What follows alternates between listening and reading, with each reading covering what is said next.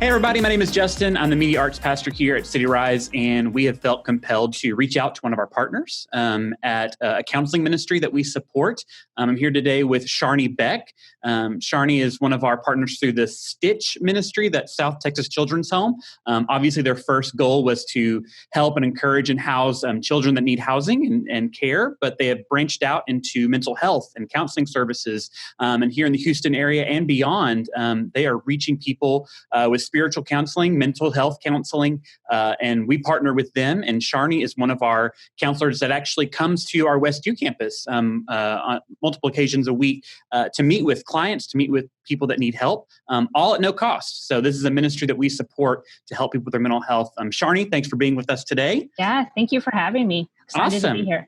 Well, let's just jump right in. We got a few questions we want to cover, and then hopefully this will be enlightening for all of our people as we are facing an unprecedented time of some crazy stuff. So as we are in isolation, things like that, heightened stress with health concerns or finance concerns. First of all, I want to talk about managing relationships. So how would you manage relationships inside the home with people that we are living with day in and day out, both conflict and also maybe just improving those relationships?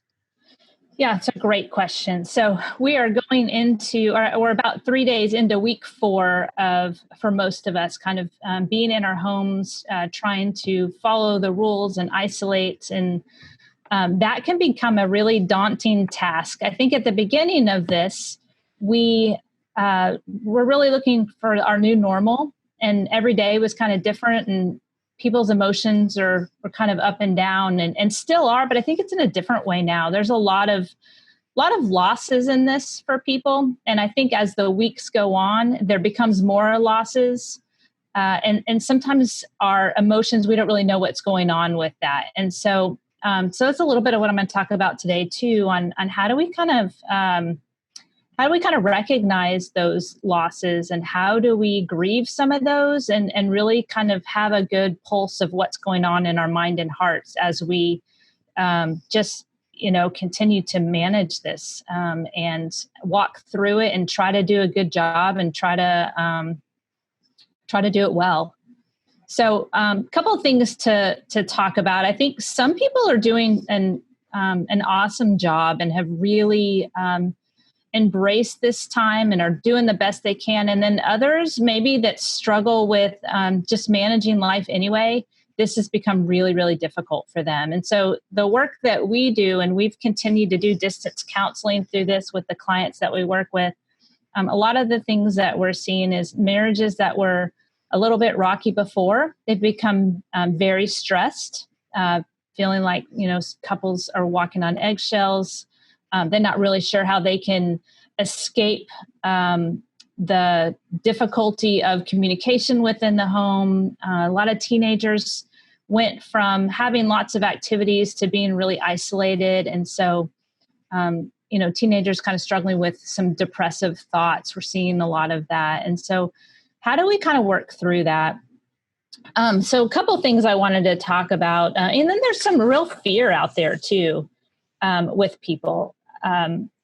Really fear from not just this COVID-19 disease, but also financial fears, loss of jobs, instability in just government. And so that brings up a whole nother set of how people react and respond kind of in that anxiety and fear. And so some of the things I want to encourage families to do when they've kind of found themselves in these places is, and this is probably not new information, but I think it's really good to hear over and over again, because it's kind of like when you go on a diet, we know what to do, but we don't always do it. And so here we are after a holiday into week 4, and this is where I'm going to challenge people to say, really look at what you're doing and really kind of take an account and say, what do I need to maybe do different over the next few weeks as we continue to walk through this? So the first thing is to get a routine.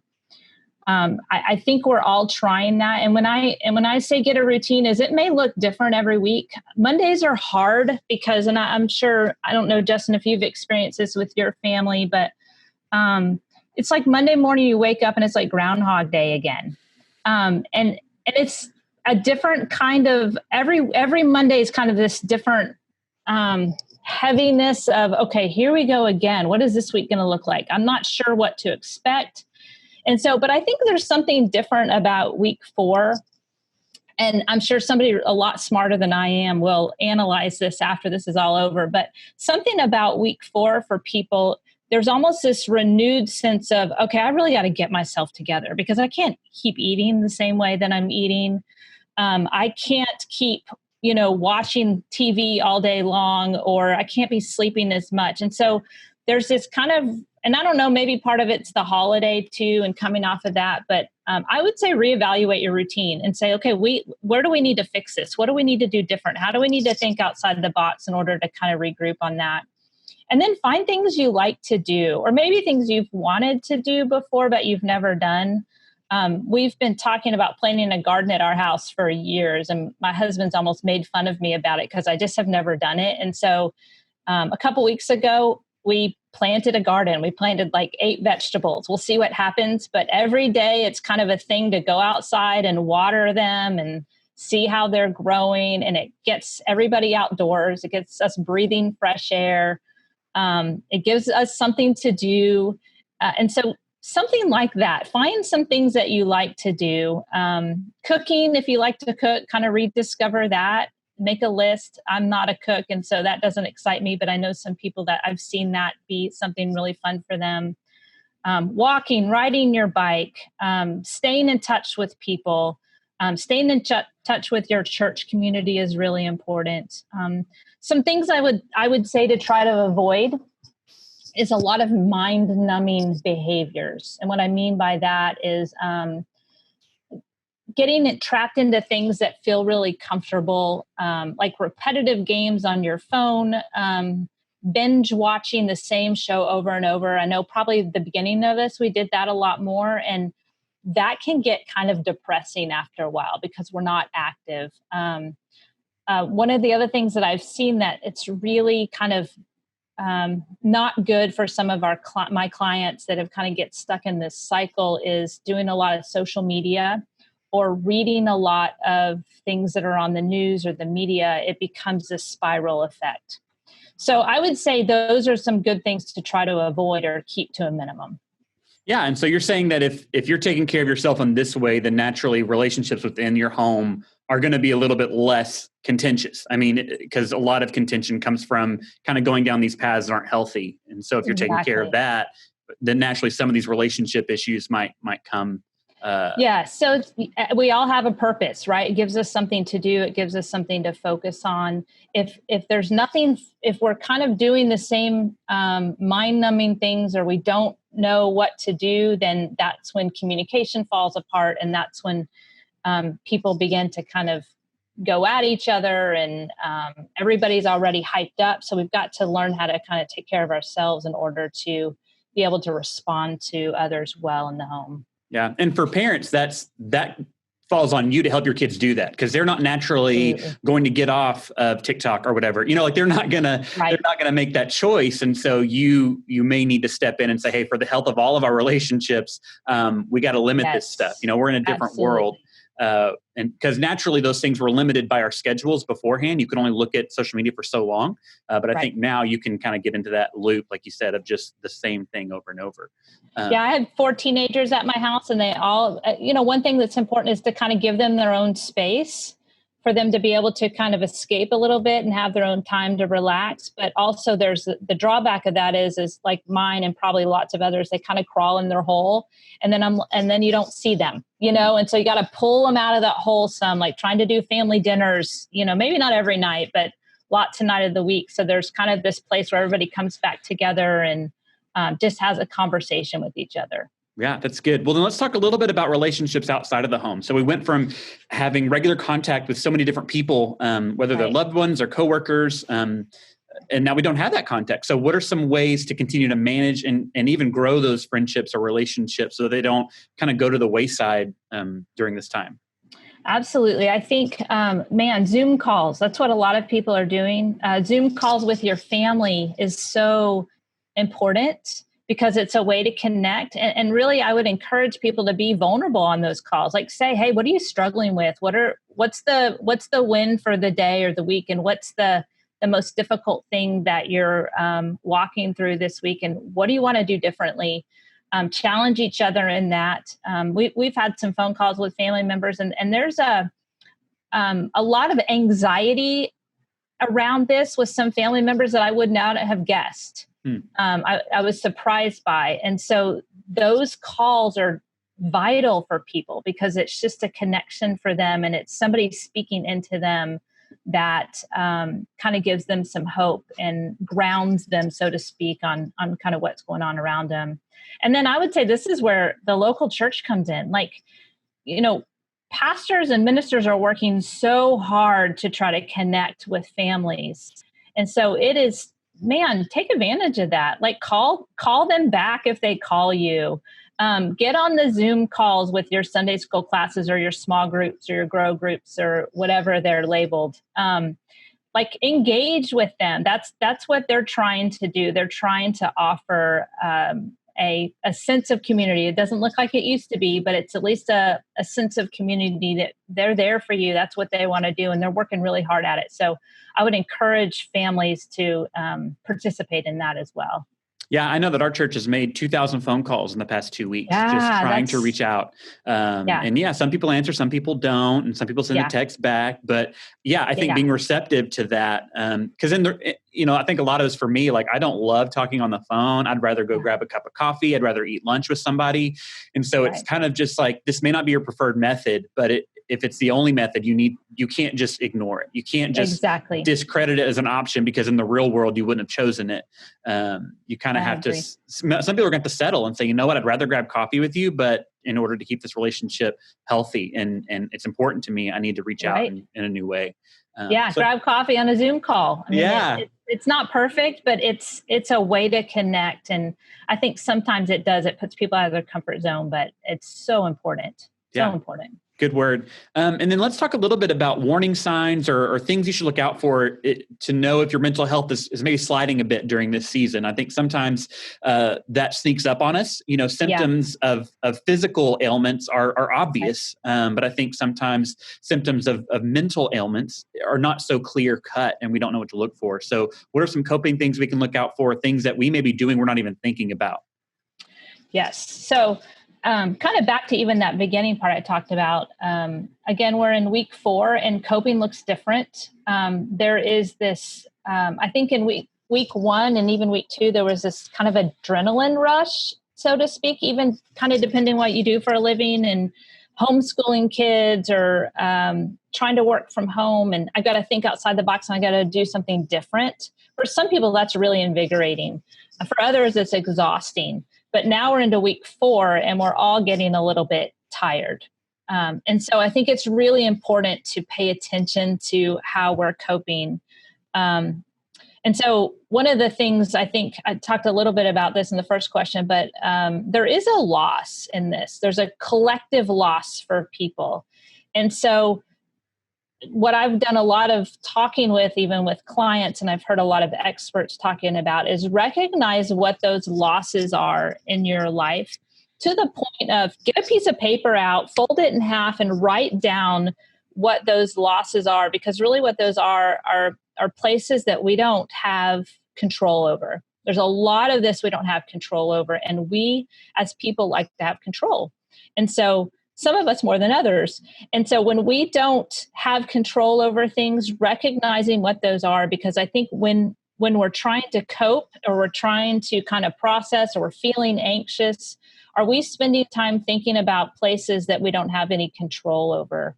And then even laying in bed at night thinking about the things that we don't have control over. So write down your losses in this, write down what you don't have control over, and really then grieve that. Like own it, own those pieces and recognize it, and then write down what do I have control over? And that's the coping piece for people that I kind of talked about at the beginning, is the exercise, the walking, the eating well, all the things that we know to do, that I'm not saying anything new to people, but are we really doing them? I think I shared with you earlier in the week when we kind of visited briefly on Sunday afternoon. my daughter and I went out to work in the yard, not necessarily because we like to work in the yard, but we needed to get out of the house, right? And just played in the dirt a little bit. And I saw a lot of, I live in a great neighborhood full of great people, but there were a lot of bottles of Jack Daniels walking around. And so I think that's some of, how people are coping. And could be a dangerous way to cope. And so really taking a look at ourselves and what are we really doing behind closed doors to kind of get through this? And are we doing it in a way that's honoring to God? Are we doing it in a way that's healthy for our family? And then really make some changes, because we can talk about them. We can look at them on a paper, but really making a decision that, okay, I gotta do better in some of these areas in order to come out of this in a place that I feel healthier maybe than I did coming in. Kind of summing up there, we've talked about a little bit of this throughout, but can you just kind of summarize like the big tips for mental health during this season? Like, hey, this, these are the like 4 or 5 things that if you don't do anything else, these are some tips for your mental health. So I would go back to saying, recognize your losses, really kind of pay attention to your anxiety in this and the fears in this. Because there are, for some people, maybe this isn't a piece of it that struggles, but that's really probably not made up of who's watching this to say, hey, I need some help, right? So the fears in what am I responding to, and what do I not have control over, and what do I have control over, and really focus on what do I have control over? Okay, that's where I'm gonna spend my time, because then we feel like, okay, I can get up and do a 30-minute exercise video, or I can go for a walk, or I can take the dog out. I can water the plants. I can choose what I'm going to eat. These are things that I feel like I have control over. If we spin our wheels in the part that I don't, my retirement account is not looking good. So what does this mean for the future for me? We can't control that right now. And so we can raise our own anxiety levels. If we're spending a lot of time on social media or a lot of time reading articles or paying attention to the news, you're just raising up your anxiety level that then you've got to figure out how to get it back down again. And so I would just say, make sure you're paying attention to your own emotional needs. That's good. And then finally, we're looking at a range of people experiencing this kind of social isolation and the impacts of it. You've got people who have, their job is fine, their business is fine, they're able to maintain it. Not much has changed, but they're now suddenly with their family and new tensions are coming up. You've got people on the other end who are losing jobs or even losing family members. Right. Some of the few that have been really impacted by this. For that range of people, what are some resources that they can use to continue to be healthy mentally and to take care of themselves? So I kind of said this to you before we kind of got on, but I'm going to send you some resources that maybe we can post at the end of this. But there's a couple of apps out there that are really good to kind of help you walk through some breathing exercises if you really are struggling with some anxiety and kind of want to get kind of a grip on that. I would say the spiritual piece of this, make sure that you're in the Word every day. Make sure you have a prayer time. One of my favorite memes, I'm probably going to mess it up, but it's something to the effect of, I've been saying I need to clean my house for a year, and this COVID-19 time, I realized that it wasn't that I didn't have time. And so we have some time. Some of us more than others, but we have some time. And are we really doing the disciplines that we know to do? So that would be something I would suggest. Tap into your church's ministries that they're like we talked about, they're working so hard to offer. Some other things would be look at some online support groups or some online Bible studies. I have been inundated with webinars and studies to do, and there's some great ones out there, and I'll kind of list a couple of ideas on those. But if you're struggling with connecting, then figure out a way to connect.